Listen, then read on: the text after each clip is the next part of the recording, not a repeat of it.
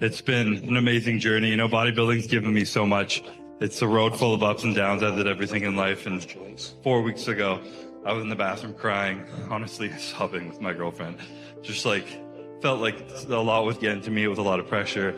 Felt like things were just kind of hard and tough, and I wanted to just quit, to be honest. I felt like I'd lost a lot of faith in myself, and it was getting really hard to just push through.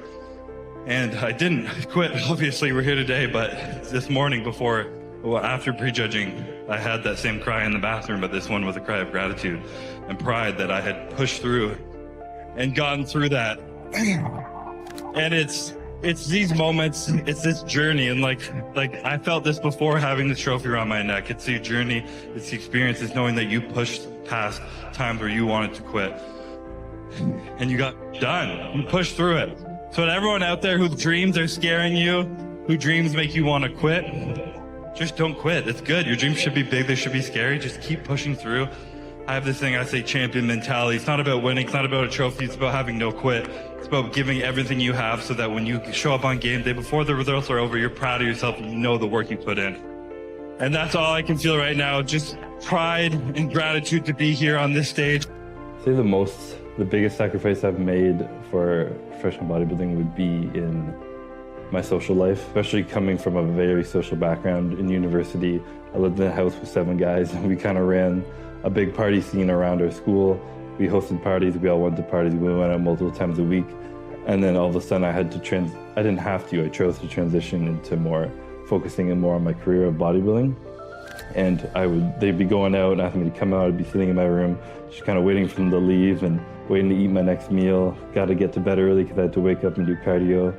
Even now, people come back from out of town, people are wanting to hang out. First thing they ask you, do you want to go for dinner?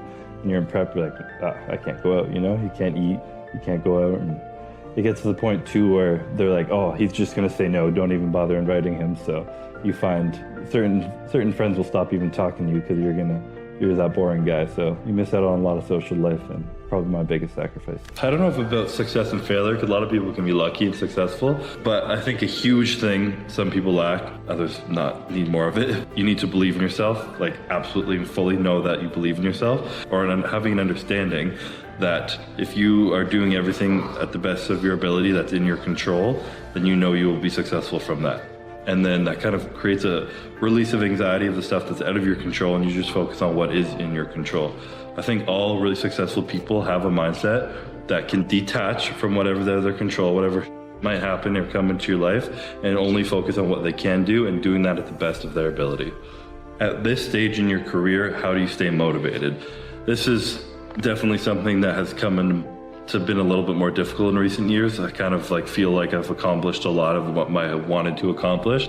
And it's almost like creating new goals in my head that I need to chase after, new difficult tasks that I need to do. And it's nitpicking how I looked in years past and understanding that I still haven't looked exactly how I want to look. And I want to get on stage looking almost perfect at least once before I retire. So that kind of edges me to do everything in a little bit better that I wasn't doing properly last year. Like I was talking about, I want to peak better. Also, just sitting down and, like I said, picking new goals that it's going to be. I wanted to win the Olympia. I wanted to Olympia twice. I wanted to have the most classic Olympia titles. I wanted to win with a perfect score. I had these goals, and I've accomplished all of them now. And now it's just what do you want next? And I really would love to be remembered as, to the end of time, as one of the goats of classic physique, and I want to really leave my legacy on classic physique in the IFBB. So my goal is to really accomplish that, and that's kind of keeping me motivated right now. So I'm trying to put my focus on fine-tuning things, chasing stuff. I tell myself in my head that people I'm competing against are getting better and better, and that they're coming up after me, and that I need to push myself more and more. And just trying to remember why I started all this, because I just love competing, I love bodybuilding, and I want to keep improving and being the best version of myself. Winning isn't once what I thought it was. I found it to be much more complex than our traditional definitions of success. A lot of people fall to their knees in tears after a big accomplishment, partly due to joy and gratitude, but a lot of what you see is relief and even fear. I don't say this to be cynical, but I've heard it from various people and experienced it myself. It's a crucial moment in a person's journey where you need to ask yourself what winning means to you. Otherwise, you get stuck in a hamster wheel, chasing a potentially non-existent result. What I found is that winning doesn't happen on show day. It happens in the early morning.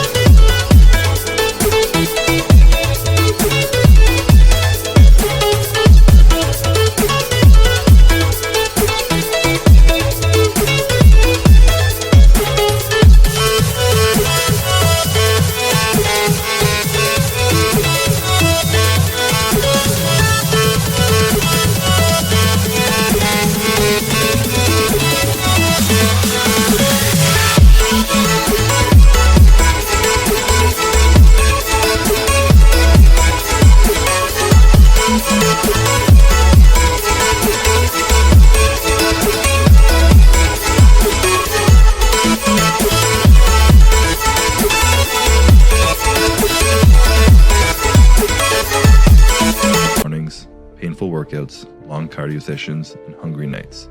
It happens in those moments of fear we all have when faced with a difficult goal, and in more so in what you make of that fear. It happens in every second of every day before you win. If you can take every opportunity you have to bring yourself closer to your goal, win every one of those opportunities, all while becoming more resilient in the process, how can you lose? That is an exciting opportunity, an exciting responsibility to find out what you're truly capable of. A medal around your neck and a trophy in your hands provides but a moment of relief. Maybe a surge of excitement, but one that will quickly and surely fade. Then you're back to square one and faced with new decisions. Can I do it again? Will I do it again? There are new challenges you face now. You are so focused on winning, you didn't plan for what comes next. After all that hell you just put yourself through, are you ready to do it again, but with more intensity? If you're not improving, you're falling behind now. You've shown the world what you're capable of, and expect nothing less. Another scary but exciting opportunity. Another opportunity to grow. You may have busted your ass and gotten lucky once, but that was then and this is now. You can work 10 times smarter and harder than you did before, but you're still promised nothing. Entering hell blindly with no promise of what's on the other end is one thing, but getting to paradise and then choosing to turn back around into hell, full well knowing what to expect this time, with a pipe dream of a better paradise on the other end waiting for you, that's insanity.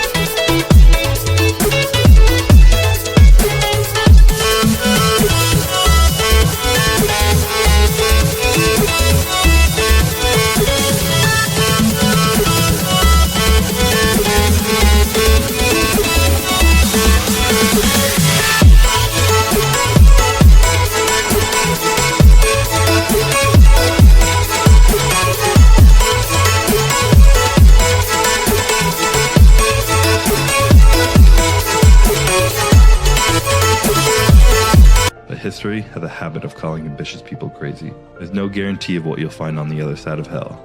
You may even be crazy enough to learn that it was never hell to begin with. Maybe, just maybe, you can open your mind to the possibility that paradise is found in how you choose to look and act in this world. Paradise, like our goals, will not really be a destination, but an endless horizon we secretly don't want to reach. A never-ending reason to keep working and growing, with the intention not to accomplish goals, but to become someone who can accomplish any goal. Winning equally has no finish line. It's about the responsibility to ourselves to take control of what little things you can in this world, regardless of circumstance. To train your mind to switch your perspective and focus on being the absolute best you can be in the areas you do have control over. Having a champion mentality isn't about the trophies, medals, or success. It's about having no quit. It's not letting anyone hear you complain, standing up for all you believe in, living in your truth, and setting the standard at which you operate at for everything in your life. It's about willingly choosing to do every single thing within your power to achieve your end result. At the end of it all, you may just find that the trophies and money were never the prize you wanted, but rather the journey and the mentality you built along the way with everything you ever needed. And I've always been a huge believer that your mentality, your mental state, your mental toughness, everything is a huge driver of success. And what separates true, long-lasting champions from people who just win once or twice. And it developed a lot more over the years as I started to really understand just how important your mind is in competitive sports, success, career, absolutely anything, and understanding that you are your own worst enemy all the time. You are literally competing against yourself all the time, and that the champion mentality isn't so much about being a champion and winning trophies, but it's about having no quit. Like I said in my Olympia speech, it's about giving your all, giving your best, setting the standard for yourself so that you are putting in your best work to get your own best result. Whether you win or lose, you're competing with a champion mentality to be the best version of yourself. It's kind of what it's developed into, and more every year I try and learn more about my mental state, and that's my champion mentality. internal battle I have in my mind about my health. Partly because of stuff I've gone through in the past, but also if you're a bodybuilder and you're competing at a high level and you have absolutely zero concern for your health, you're probably lying and denying how you feel, or you're just stupid. Because obviously you're putting a lot of stress on your body, you're doing a lot of so it definitely takes a toll on me, and sometimes I get in these moments and I'm like, is something happening? Is something wrong? Like, why am I doing this just to step on stage and compete? Like, is it worth it? And I get in these head battles like that, and that's when I know I need to be doing my health checks, blood work, everything, making sure I'm healthy. I'm working with a new doctor now and making sure everything's on point, so I can, like, instead of thinking I'm feeling good, I know I'm doing everything I can to feel good. And also just learning to not live in fear, because anything can happen at any time in your life, and if you choose to do something, then do it. Don't do it and then stress about doing it, or you might as well not be doing it at all, because I don't want to live my life like that. Follow my journey. All I want to show you guys is to chase what you love, and as you're chasing it, enjoy every step of the journey along the way, and just love what you do, because life has no other purpose other than that. So thank you guys for following along. I hope you learned something from the stuff I share, and I love you guys.